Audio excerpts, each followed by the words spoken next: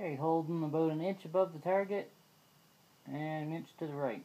I'll make it 2 inches above the target, an inch to the right. Of course, I can't tell where those are hitting, but drive whatever I got left down range and see what kind of holes we make.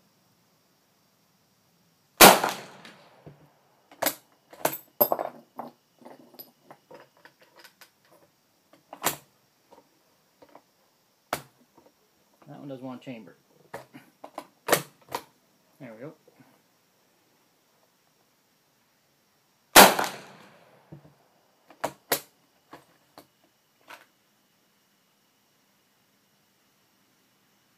Doesn't look any different than the other ones.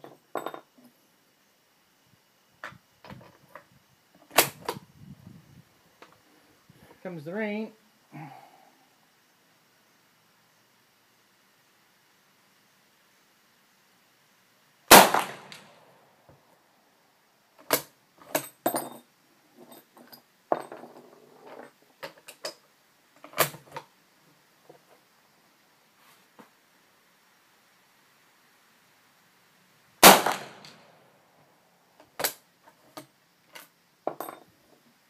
And the pattern I'm using on this, I'm using my lead dippers. I can't fit the 43 Mauser in my turret press. It's a little bit too long.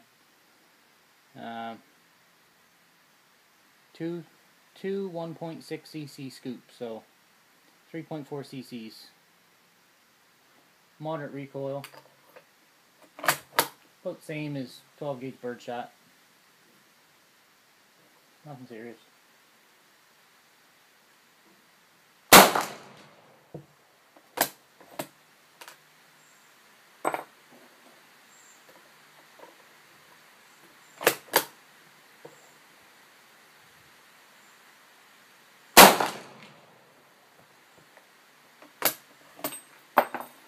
Okay. There's a makeshift gong down there at 100 yards. I think it's an old frying pan. Ouch. Cocksucker. Yeah, see, those are getting the dirty. Doesn't look like there's any certain amount of blow by or anything on that, but I'll try one down on the frying pan. Again, holding about an inch right. And this time I'm going to hold right at the edge of that baffle. Now, I know the bullet's not going to go near it, so. I heard a ting.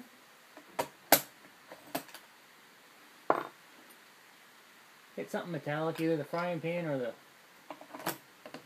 rack holding it up there, one of the two.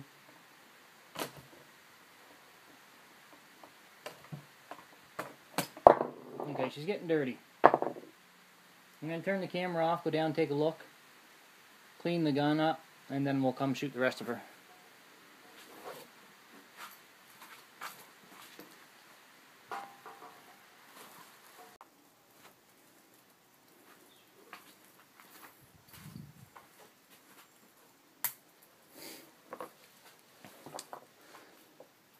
I just gave her a little scrub out with a 20 gauge wire bore brush. Didn't seem to help many. I still had a hell of a time getting the bullet in there and chambered. So we'll see, we might be able to get a couple more shots off. If not, call her a day. So I guess until we figure out why the 4570 case is foul, pretty much call her a day. I have a pretty good idea why. I'm thinking that the bullet is hitting the throat and leaving a little bit of lead deposit right about where a normal case would go in. I'll get a bore light and check that out when I get home. The paper target at 50 yards, we're hitting 4 inches high, 4 inches right at that point, so I'll adjust that. On the gong, I went down and looked. I think I seen where I hit. There's a lot of holes down there. There's definitely one from a large bore cast bullet. No hole, just impact. If that's it, elevation's right, We're about 4 inches to the right, so I'm going to take a shot at that first. See if we make that thing move, and then move on to back to the paper target 50 yards. So, same elevation as before. Come right a bit. Bingo! Spun it right around. That was fun. We'll try again. We can get a bolt and got everything. That one went in fine, so. So point of aim on that was center of the target. Top of the baffle. Missed.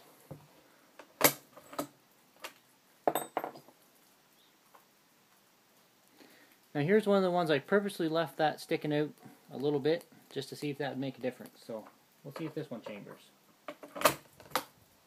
Chambered fine. Could have been that piece of brass I had. If anyone has any ideas how I can get a crimp on this, and it's not even really the crimp I'm after, it's just that little bit I gotta swell it to get the bullet in there. It seems to be hanging me up. I'm thinking that might be the problem. If I get rid of that, I think I'll be good with these cases, or 45-90 case. 45 120 cases, I definitely do not recommend.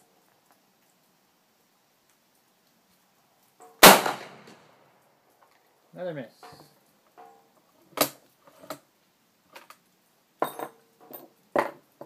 Well, that gong is laying a little bit to the right, so we'll try around just to the right a little bit. I got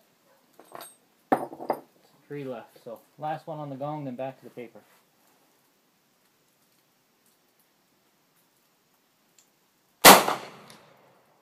No, another miss.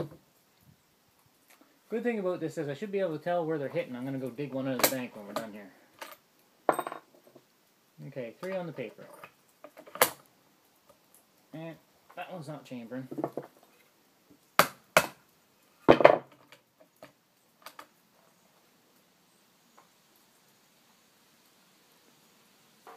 No marks on the bullet itself. I don't see any marks on the brass. Maybe a little bit there on that rim I was talking about. Yeah, she went in. I think those rims are what's fucking me up. That little lip. So, 3 on the paper. Point of aim will be... let's drop... 1 inch down from the top, and 1 inch to the right.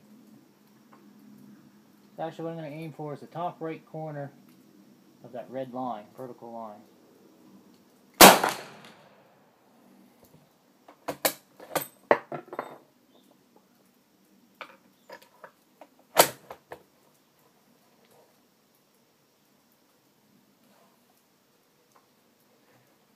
Gun's warm to the touch, nothing serious. Shouldn't have affected anything.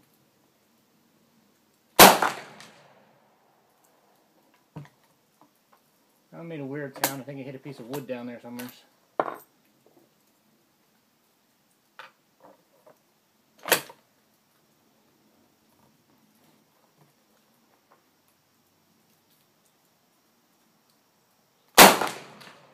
Okay, that's it. Other shells.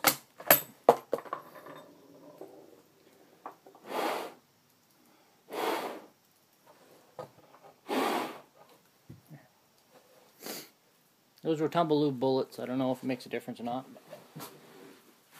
They came with the gun, so I'm going to use them up before I start casting mine. So here's the 50-yard target. We got our first 3 holes. Then we got the next, I don't know if that was 3 or 4. But this last group I shot, the point of aim was right here. This corner. And 1, 2, 3. So if you got something solid you can aim at and you're not guessing, pretty consistent. Kind of happy with that. Yeah, let's go see if we can dig some out of the bank, see what these things look like. So here's that makeshift gong I was talking about. That big hole was already there. And these two were, I'm pretty sure this is my hole where I hit right here. You can see, I don't know if you can see on the camera or not. You can see a black mark here, looks like a piece of a lead bullet. It's one of those 3 holes, because that was already there. And I counted the big holes before I came back up. And there was 3. This one. 2 of these 3, and that one there. But anyway, see if we can find a bullet in the bank.